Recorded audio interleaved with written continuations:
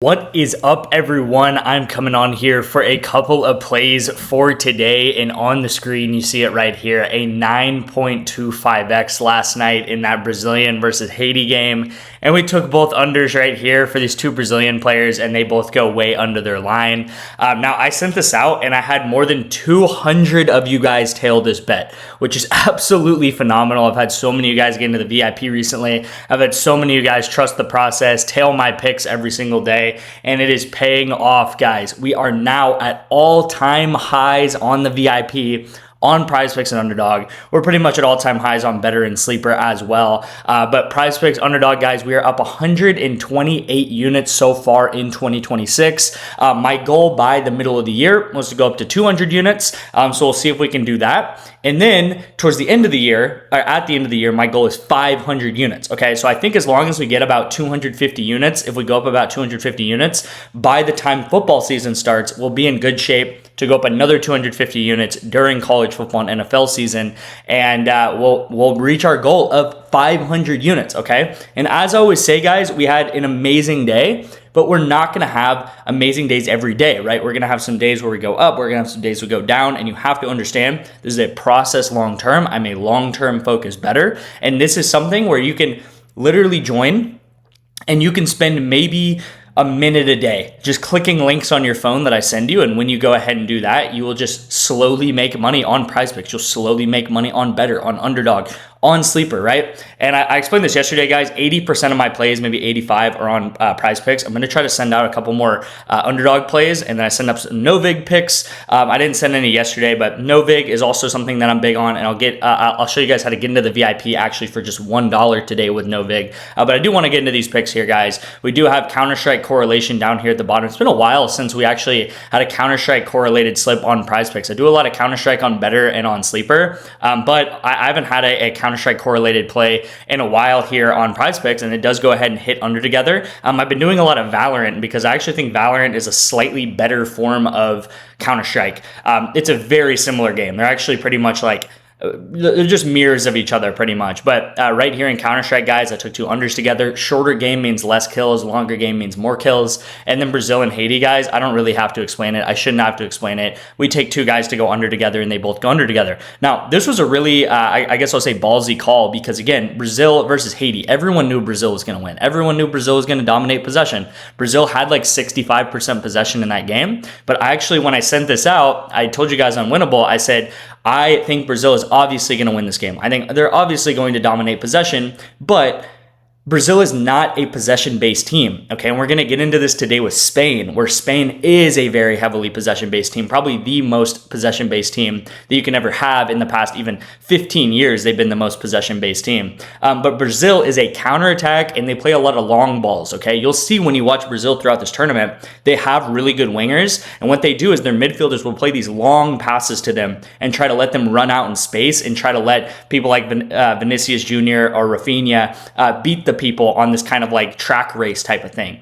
So instead of passing behind the back and just passing around constantly and trying to find holes in the defense, they'll play these long passes to people to try to get them in open space. So that's not really a huge passing volume thing there. So again, Brazil, Haiti, obviously this was a big discrepancy in a game here where Brazil was heavily favored, but it doesn't matter, right? And you have to know these little things, right? This is why I say you can't always just take the favorite to go over. You can't always take the underdog to go under, because I've found that a lot of these underdogs so far this tournament have actually ended up going over. A lot of underdogs have actually surprised me, right? When they're playing these kind of bigger teams, is their lines will be at like 30, and sometimes, I'll take the under and they'll go over. They'll end up hitting like 45 passes. Now, for example, this Paraguay and Turkey game right here, you'll see that I ended up taking the overs because I was like, you know what? I think Paraguay's a decent team, and I think they should be able to hit 30 pass attempts. But you'll see this was a play that actually was not even close at all to going over. This guy literally had 7 passes the entire game. And if you guys watch the game, Turkey possessed the ball, I kid you not, like 85% of the game.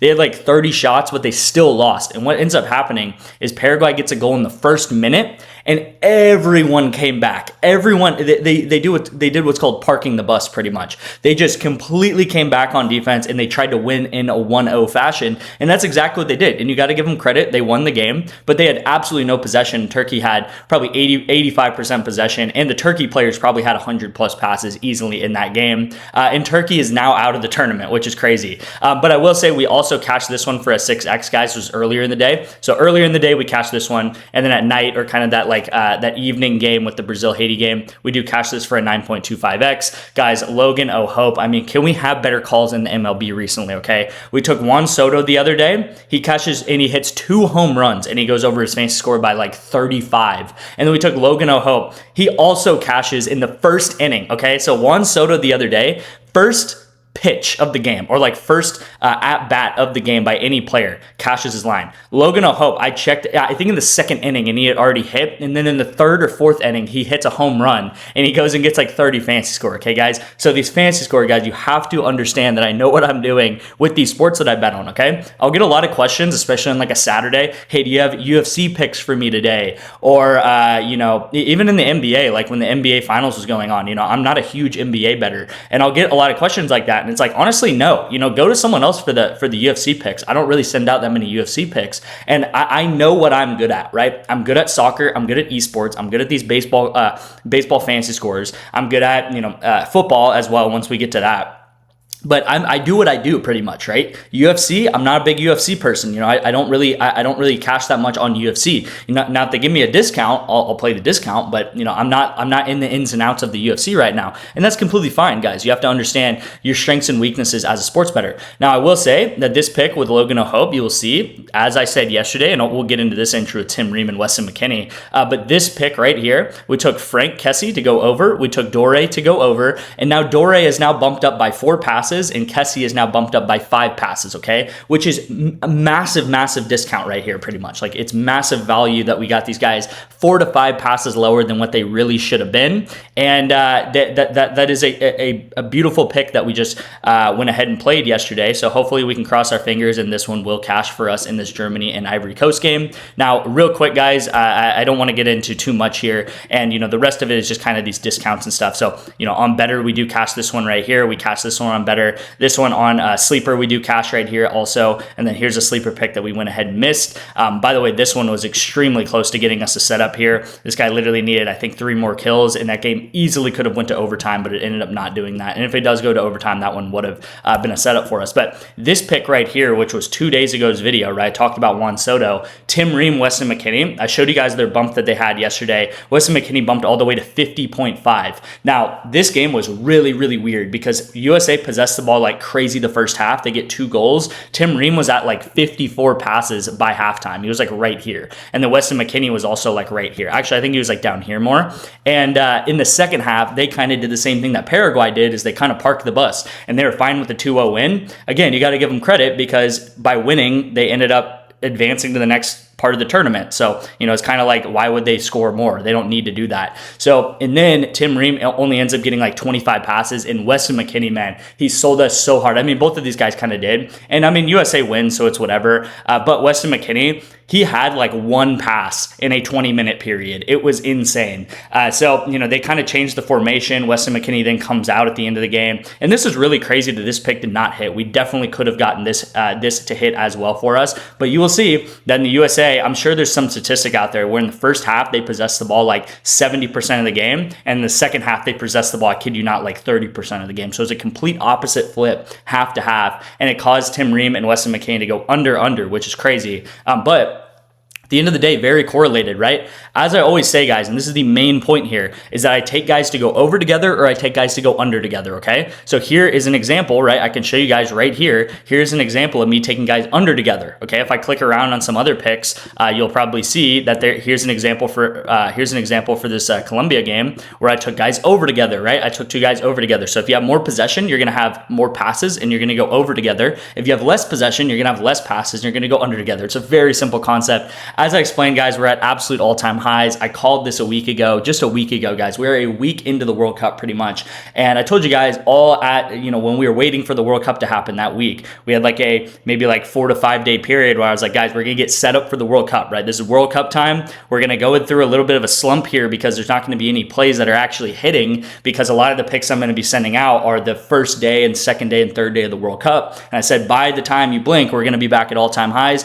And we've crushed through it, right? Our previous all-time highs was when this was at, I think, like 116 or 117, and we're now up to close to 130 and rising very quickly, okay, guys? So if you do want to get into the VIP, I have a number of ways to do so. I told you guys I have this World Cup pass with the code USA, and then I also am opening up just a couple of spots to my lifetime VIP access, okay, guys? And it's going to be with code FORLIFE, okay? So code FORLIFE, that'll be down in the description, and this is normally $1,500. You can get this for $500. And then of course you can also, if you want to, use Klarna, use Afterpay, and you can finance this if you want, which I recommend, right? Because you can pretty much pay this off as you're going, right? So again, it's 12 payments of $43. So all you have to do is make $43 a month, and then it'll pay it off. And then at the end, after you pay it off, the VIP is completely free for life, right? You get it for the rest of your life, right? Always love when people join this pass, guys. I do normally just open limited access to this, and I love when people join this, obviously, because it's like, man,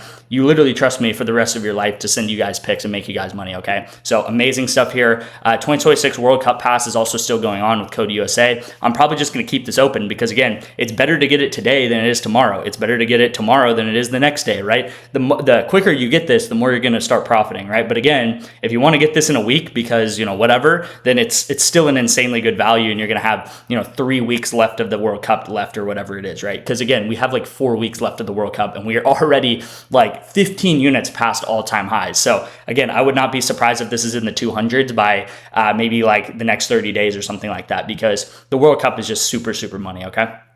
So let's get into the first pick of the day. By the way, I did when I went through these better picks, yesterday's pick was right here with Vinny Jr. and Wakadia. He goes ahead and hits. And then I believe the day before that was with Asia Wilson and Zontix, and they do go ahead and hit as well. So I believe the past 2 days on better, maybe I'm skipping a day, but like 2 out of 3 or the past 2 days, something like that, we have cashed on better. I don't really have to say anything about that. Like, it's like, these are discounts. You're going to win money long-term on these discounts. It's really as simple as that. You will see in June, I made an easy $350 in June. In July, I'm probably going to make another $300 on these discounts. It is as simple as that. You don't have to overcomplicate it, okay? So we do have 2 discounts in soccer tonight. I'm taking this guy, Valencia, to go over 3.5 shots attempt, and I'm taking Abe in Call of Duty. I'm going to take him over 25 kills in map 1, okay? So really simple entry here, guys. I show you guys every day on better. These are just base hits, all right? You get on to better every day. You take your discounts. You go on to sleeper. You take your discounts. It takes you maybe 2 minutes a day. If you tail my picks, it probably takes you like 20 seconds because you can just tail my links.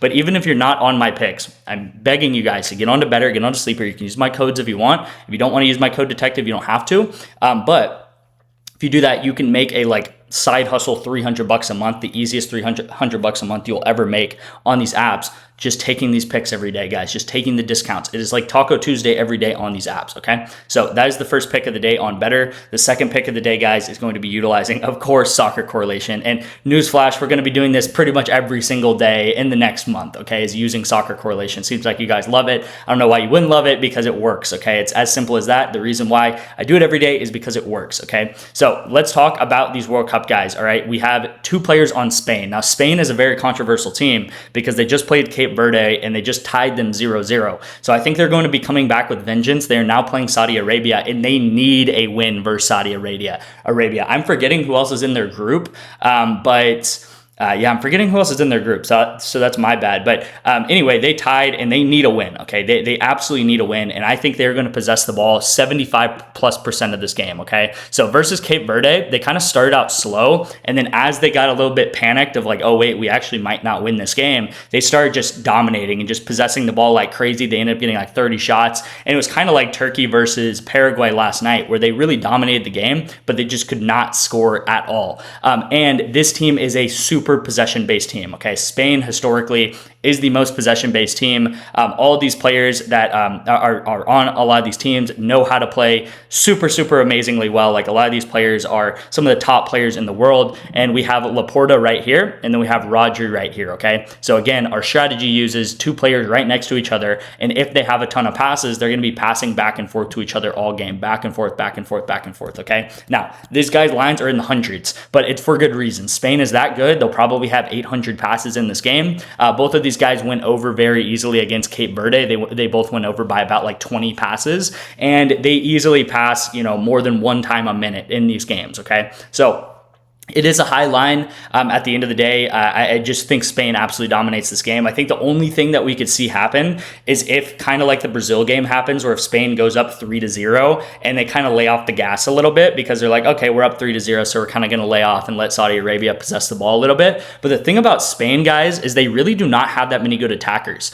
Brazil has insanely good attackers, so they can score really easy. But Spain, a lot of their strengths lie right here in the midfield and a little bit in the defense as well. But their midfield is super stacked, but their strikers are not that great, okay? Other than Lamine Yamal, okay? Don't get me wrong. Lamine Yamal is insane. But Gavi normally plays in midfield, so he doesn't really do that much striking. And then this guy, not that great. And then Fernan Torres is kind of okay, right? So their strikers, I mean, they're good, don't get me wrong, but they're not amazing like Brazil is, okay? So at the end of the day, guys, I do think they're going to have difficulty scoring throughout the entire tournament, but they really are a possession and defensive-based team, causing them to, they build up through the back, okay? So hopefully that kind of makes sense, and these guys should just be passing to each other absolutely all game long. The third pick of the day, guys, is with hitter fantasy score, and it's with Henry Bolt, okay? And we're going to take him over 3.5 hitter fantasy score. I do real quick, just want to tell you guys that Andre Jimenez is also one of my favorite picks today, but it's happening at 1:20 p.m., so this is happening in the next 2 hours. So I don't want to get this play out. I don't want to give this play out because, again, you guys might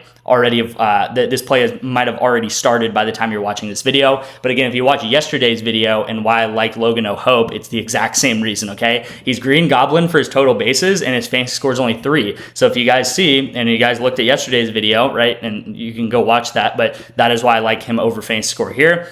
Henry Bolt, guys, here is his fantasy score. This is my official pick of the day in this 3-man. He's playing at 9:05 p.m., so you guys have plenty of time to get this in. And I mean, do I really have to say anything else, guys? Look at his past 10 games. Look at his past 15 games. Look at his head-to-head against the Angels. It's going to be something where we just see a lot of hitting, okay? Also, if you look at Oakland versus Angels, the last game they just played, which was last night. By the way, Logan O'Hope was on the Angels, and now we're taking a guy on Oakland. It was 12-11, okay? So a ton of scoring.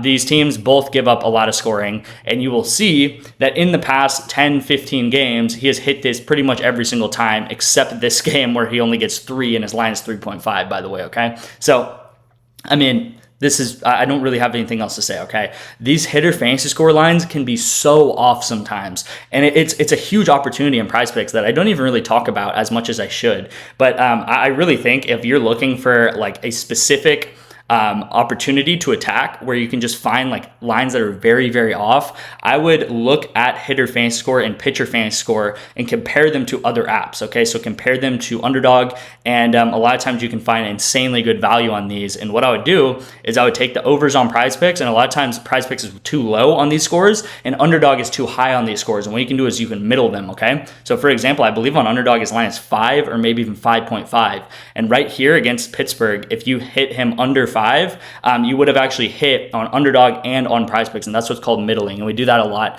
Not a lot, but I talk about it a lot in esports, like in League of Legends and stuff, okay? So amazing hitter fantasy score, guys. We've been crushing these hitter fantasy scores. Again, he might hit by the first inning. Again, he might get a home run. He might go under, and he might miss. Who knows? But at the end of the day, guys, this is a 5.75x, I believe, which is absolutely insane that they're giving us this crazy amount of payout right here for such a correlated entry. Oh, last thing, guys, is to sign up for NOVIG, okay? You get a free $10. You also get a free $50 with code DETECTIVE right here. It's just a $1 purchase, and you can do that with NOVIG, and then you guys can also sign up for Kalshi for 2 months free of the VIP. You guys have also been loving ONYX as well. ONYX, you get a free $200 on ONYX, okay? So there's a number of ways to get into my VIP for about $10 or less, or $1, whatever it is. You get a free $200 with ONYX today. So just text me, guys. My number's always open. Thank you again, and I'll see you in tomorrow's video.